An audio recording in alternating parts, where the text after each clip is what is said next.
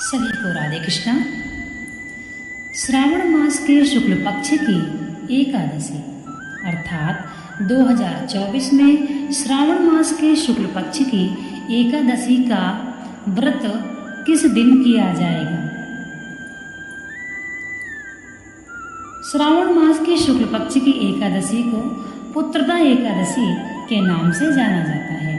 यह एकादशी का व्रत आपको 16 अगस्त दिन शुक्रवार को ही रखना है, क्योंकि एकादशी का व्रत दशमी युक्त नहीं होना चाहिए। बृहस्पतिवार को सुबह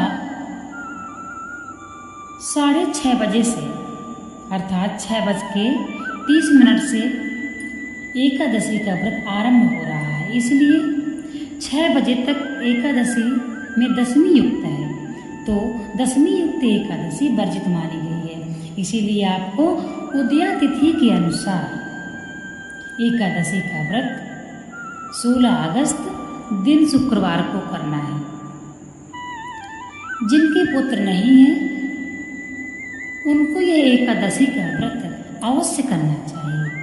पुत्रदा एकादशी का व्रत विधि विधान से करेंगे, पूर्ण श्रद्धा भावना से करेंगे तो निश्चित ही आपको भगवान नारायण की कृपा से पुत्र की प्राप्ति होगी। एक साल में 2 एकादशी पुत्रदा एकादशी आती है। यह दोनों एकादशी उनको करना चाहिए जो पुत्र की मनोकामना रखते हैं। वैसे तो महीने में 2 एकादशी आती हैं, एक कृष्ण पक्ष की एकादशी और दूसरी शुक्ल पक्ष की एकादशी। दोनों एकादशी ही करना चाहिए। यदि कोई व्यक्ति बीमार रहता है, व्रत नहीं कर सकता है और असमर्थ है या और भी कई वजह हो सकती हैं, तो आप चाहें तो फल खाकर रह सकते हैं। यदि कोई व्यक्ति कथा पूजा नहीं कर सकता है, इसलिए भी वह व्यक्ति व्रत नहीं करता है कि यदि हम कथा नहीं कर पाते हैं, पूजा नहीं कर पाते हैं, तो हमें एकादशी का व्रत करने से क्या फायदा है। तो देखिए, एकादशी के व्रत में अन्न खाना पाप है। यदि आप सिर्फ अन्न ही खाने से बचते हैं तो कम से कम आप पाप के भागीदार तो नहीं होंगे। तो एकादशी को आप फल खाइए, मावे से बनी शुद्ध मिठाइयाँ भी खा सकते हैं, परंतु अन्न युक्त कोई भी पदार्थ नहीं खाना चाहिए, कोई भी चीज़ नहीं खाना चाहिए। कहते हैं गौ ब्राह्मण दान में भी इनको भी आप अन्न नहीं दे सकते हैं। एकादशी के दिन गौ को भी आप फल खिलाएं, घास खिलाएं, परंतु अन्न नहीं खिलाना चाहिए। पक्षियों को भी आप जो दाना डालते हैं एकादशी के दिन नहीं डालना चाहिए।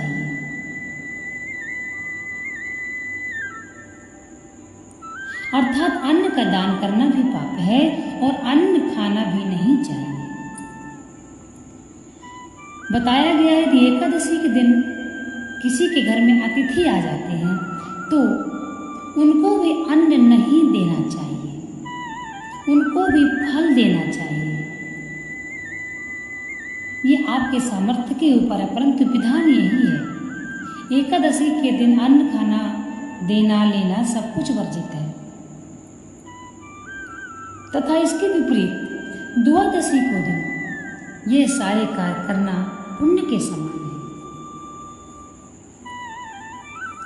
कहते हैं एकादशी के दिन चावल खाने से जितना पाप लगता है उतना ही पुण्य द्वादशी को चावल खाने से उतना ही पुण्य मिलता है। तो पुत्रदा एकादशी के दिन आपको प्रातः ब्रह्म मुहूर्त में ही उठना चाहिए, अर्थात सूर्योदय के 1.5 घंटा पहले भी आप उठ सकते हैं और आप स्नान करें। भगवान की पूजन की जो सामग्री है, चावल को छोड़कर वह सामग्री लें, चंदन लें, भगवान को शुद्ध घी का दीपक लें, पुष्प लें। इस प्रकार से आप मंदिर जाना चाहिए। पहले आपको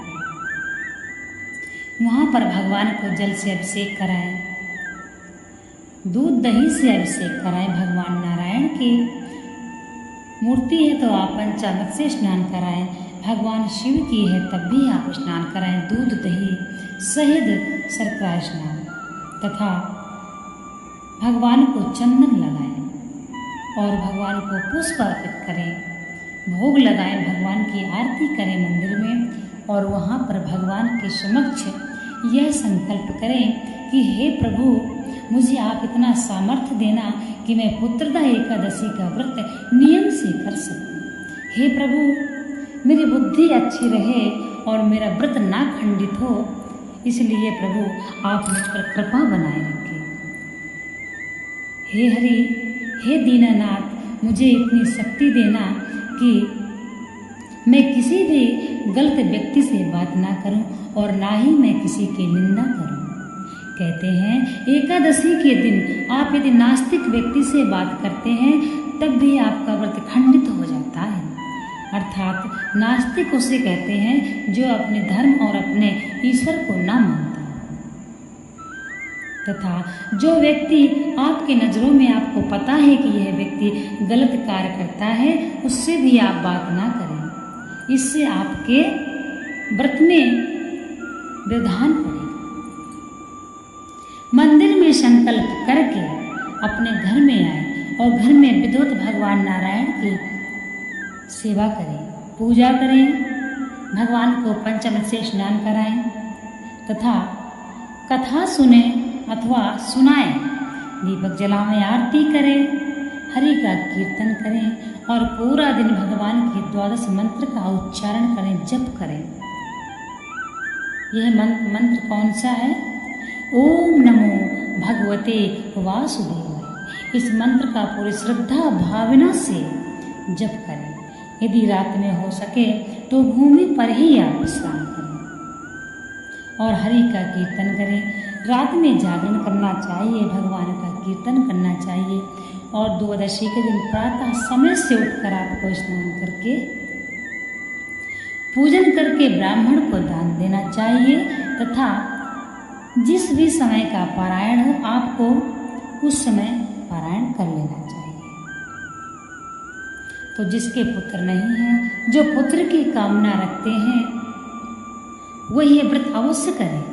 आपको निश्चित ही उत्तम पुत्र की प्राप्ति होगी। कहते हैं सावन मास में कोई भी हम पूजा करते हैं तो हमें उसका दुगना चौगुना फल मिलता है। तो यह एकादशी का व्रत है, आप करिए, पूर्ण श्रद्धा भावना से करिए। भगवान नारायण की कृपा से, माता पार्वती भोलेनाथ की कृपा से आपको पुत्र की प्राप्ति अवश्य होगी। जैसा एकादशी का नाम है पुत्रदा एकादशी, वैसा ही इस व्रत का प्रभाव है। पुत्रदा एकादशी के एक दिन पहले से आपको चावल, मसूर की दाल व अन्य तामसिक वस्तुओं का त्याग करना है तथा जो भी महिलाएं हैं, माता बहनें हैं, उनको एकादशी के एक दिन पहले ही केश धुल लेना चाहिए। कहते हैं एकादशी के दिन बाल नहीं धुलना चाहिए और तुलसी पत्र भी आपको एकादशी के एक दिन पहले ही तोड़ के रखना चाहिए। एकादशी और द्वादशी में तुलसी पत्र नहीं तोड़ना चाहिए। तो इन बातों का ध्यान रखें और भगवान पर चावल अर्पित नहीं करना चाहिए। अन्न से बनी वस्तुओं का किन्हीं भी भोग नहीं लगाना चाहिए। अपने हाथ से बने हुए मावे और फलों का भोग ही लगाएं। इस प्रकार से आप एकादशी के व्रत को करें, जिसकी जो भी मनोकामना होगी वह अवश्य ही पूर्ण हो जाए।